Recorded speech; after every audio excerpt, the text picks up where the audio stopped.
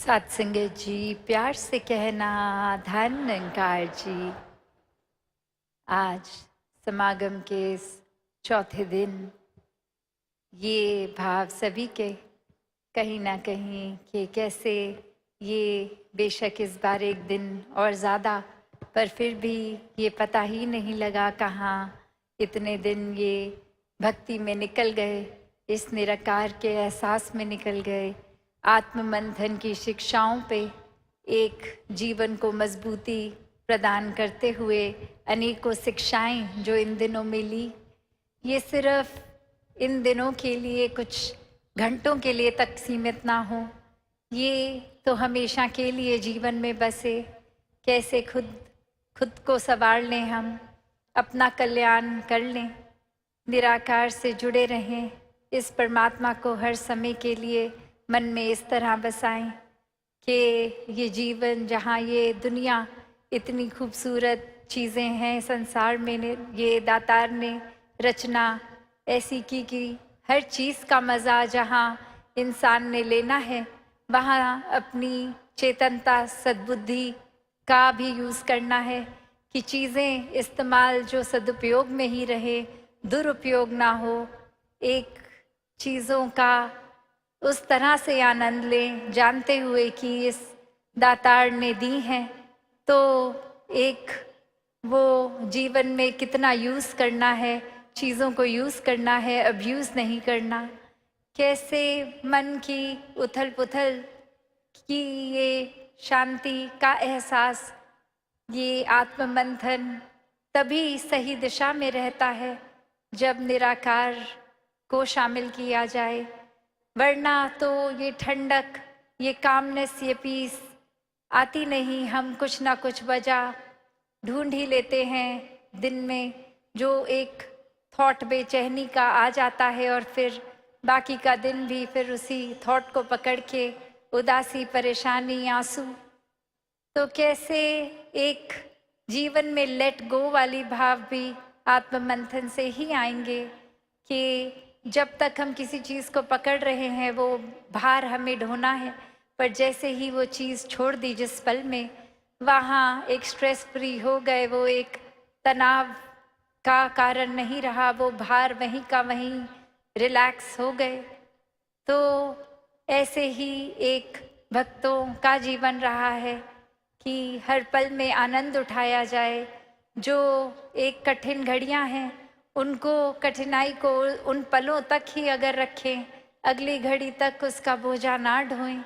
तो कैसे वाकई ही ये मन भी स्थिर हो जाता है, एक सुकून की अवस्था मिलती है। जीवन में हर तरह मेंटली, स्पिरिचुअली, इमोशनली ये ग्रोथ, ये विस्तार होता है, और मन के भीतर ये जर्नी विद इन आत्म मंथन से हर पल में फिर ये सुकून, ये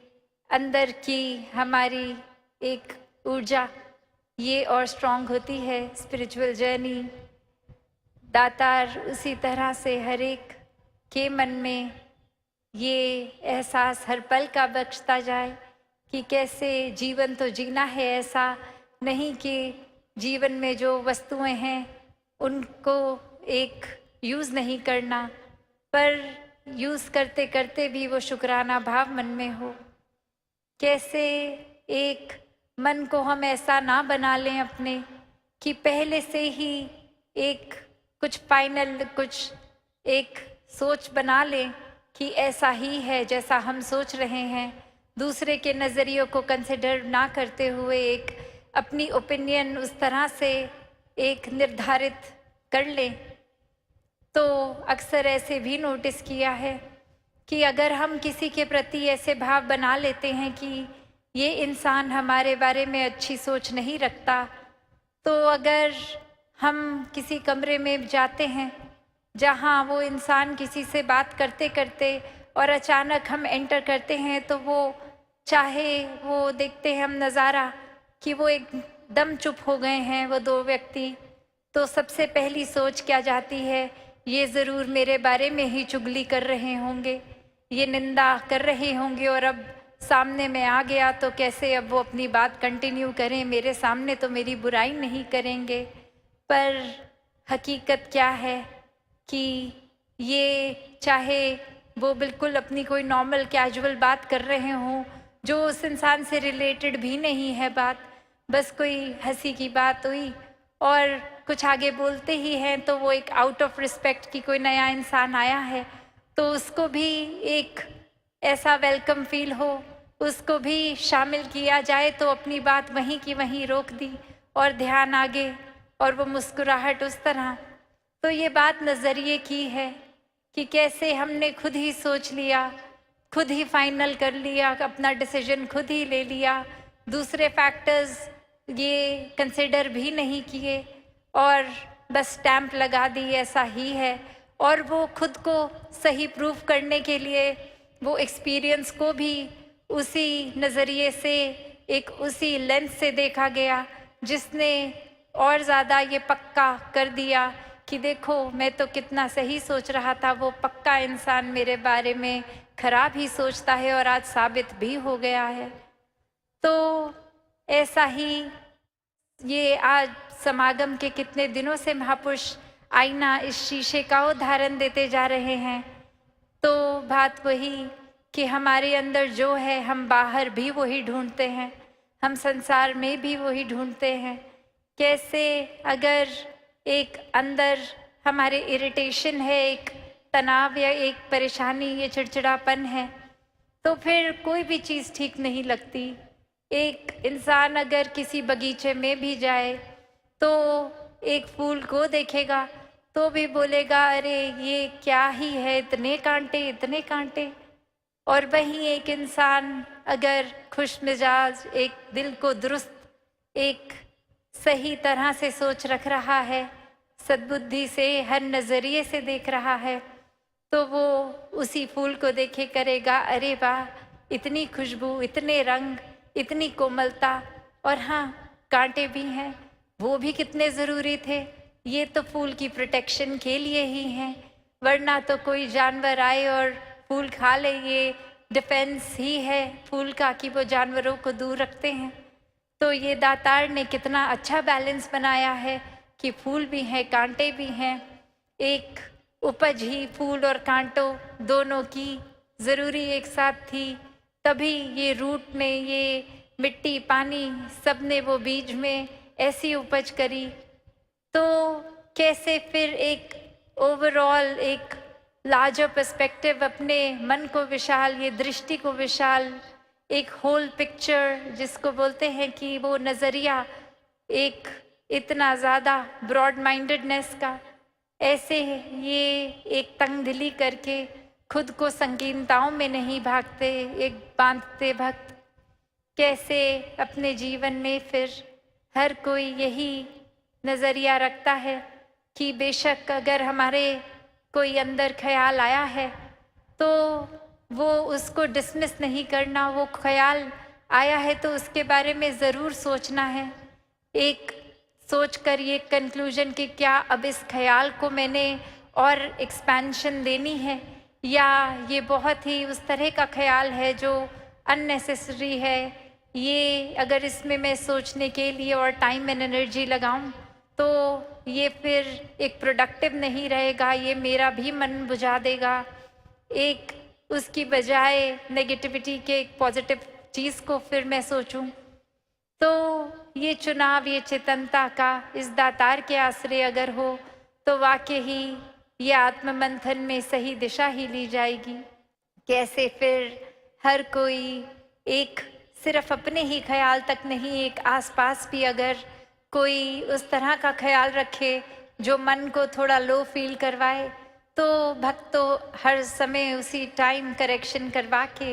ये एक ऐसा बोलेंगे कुछ कि ये दातार से जुड़ता हुआ एक इशारा करते हुए वो फिर ख्याल भी बिल्कुल ठीक दिशा ही चले जाएंगे, एक मन वापस फिर सही रास्ते लग जाएगा, ये अपलिफ्टमेंट हो जाएगी मूड की भी। तो ऐसे ही भावों से संत हमेशा से युक्त हुए हैं कि अपना भी कल्याण हो और सामने वाले का भी। कैसे फिर ये एक नज़रिया कि सामने वाले के बारे में अगर मैंने सोच ही लिया है कि वो बुरा सोचता है मेरे बारे में। तो वहाँ एक ऐसा भी उदाहरण आता है जो अक्सर हमने सुना है कि एक स्कूल में एक्सपेरिमेंट किया गया, जहाँ हर बच्चे को कहा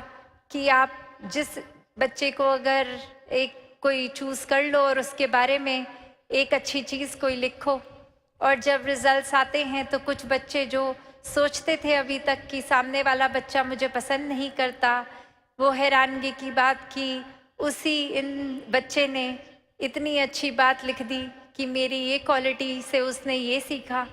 और वहीं अपना ये फिर मन की धारणा चकनाचूर कि अरे ये ऑल दिस वाइल ये तो मैं ही उसके लिए ग्रज होल्ड कर रहा था, वो इंसान तो कुछ भी नहीं सोचता मेरे बारे में ऐसे।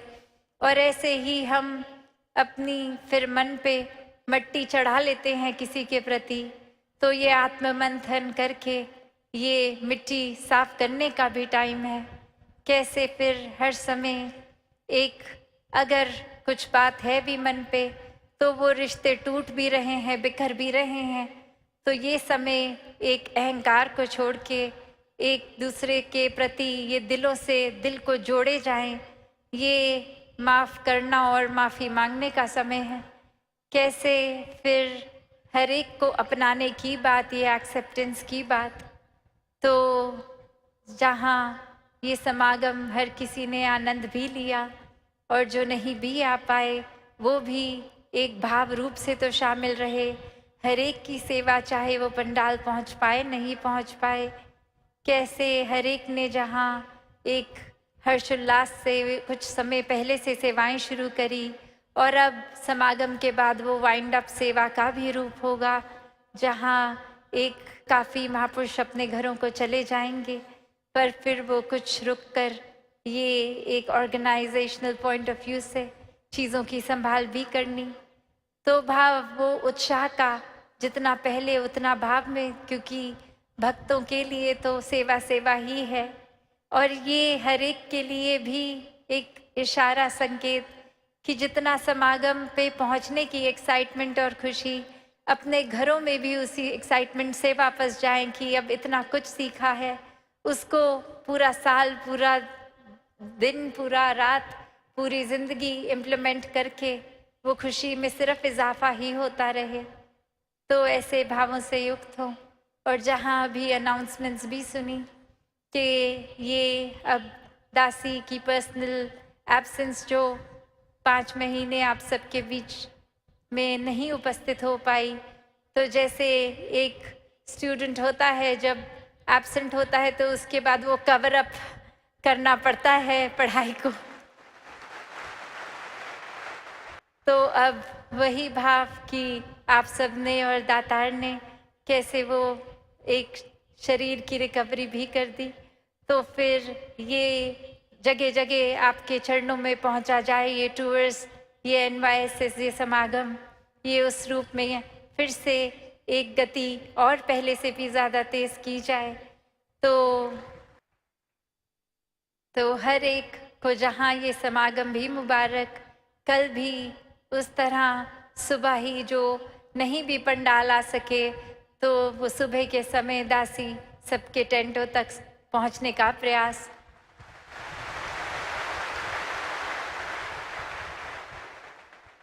और फिर शाम को जो कला का रूप होगा वो भी भक्तों का एक संदेश उस रूप में भी। तो ये भाव वही कि समागम हर एक का है, हर एक ने इसमें हर तरह से एक पॉजिटिव कंट्रीब्यूशन करी, ये सिखलाई सीखी, और वो सिर्फ अपने तक ही नहीं, एक अपने से शुरुआत तो ज़रूर करनी है पर अपने तक ही नहीं, ये सच्चाई का, ये निराकार को हर रूह एक पहचान के एक अपना कल्याण कर ले अपने जीवन में। फिर अच्छाई, ये संदेश को स्वयं जीना है और चलते फिरते फिर ये प्रचार बनकर हर एक तक, पूरी मानवता तक पहुंचना है, सेवा करनी है, और ये खुद जीकर ये संदेश स्वयं बनना है जो अपने लिए भी एक सुखदायी हो और औरों के लिए भी प्रेरणा दे सके। तो दासी इन्हीं शब्दों से आपसे आज्ञा लेके इस रूप में कि समागम की तो समाप्ति, पर ये समागम हमारे दिल में हमेशा के लिए ही बस जाए। ये भाव समागम का, ये जो एक मन अंदर मन के एक ये फेस्टिविटी वाली फील, एक खुशी, एक हर तरह से जो भाव आता है कि कैसे अब घर का भी कुछ किसी को ख्याल नहीं कि बस अब आ गए हैं समागम या टीवी पर देख रहे हैं, तो इतनी मन में फुलफिलमेंट लगती है। एक लगता है जो स्पिरिचुअल आध्यात्मिक पहलू हमारा पीछे भी रह गया था, वो फिर से एक तरह से नए सिरे से एक फिर से किक स्टार्ट हो रहा है। तो ऐसा मन में कुछ दिनों के लिए नहीं, हमेशा के लिए ये ऊर्जा बनी रहे। दातार कृपा करे ये अब से हर एक के जहाँ पहलू अगर सेवा सुमिरन सत्संग के कमज़ोर भी हो रहे थे, ये स्वयं ही आत्ममंथन से हर एक को और ऐसा दिल करे